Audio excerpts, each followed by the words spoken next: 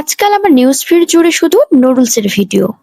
রাতে এমন সব নুডলসের ভিডিও দেখলে নিজের ক্রেভিংস কি কন্ট্রোল করা যায়? তাই আমিও শেষমেশ বানিয়ে ফেললাম ঝাল ঝাল নুডলস। কয়দিন আগে ইউটিউব দেখে এই নতুন রেসিপিটা শিখেছি, ভাবলাম আজকে ট্রাই করেই দেখি। প্রথমে নুডলসের জন্য একটা সস বানিয়ে নিব। তার জন্য সয়া সস, চিলি পাউডার, আদা রসুন পেস্ট, সাথে অল্প করে অরিগানো পাউডার, সাথে ২টা নুডলসের মসলা, টমেটো সস আর গেম চেঞ্জার হিসেবে সামান্য লেবুর রস একসাথে মিক্স করে নিব। এইবার নুডলস গুলো হালকা বয়েল করে নিব, খুব একটা বেশি সেদ্ধ করব না, না হলে নুডলস সফট হয়ে যাবে। দেন একটা প্যানে অল্প তেল দিয়ে কুচি করা রসুন, পেঁয়াজ আর মরিচ একটু সতে করে নিব।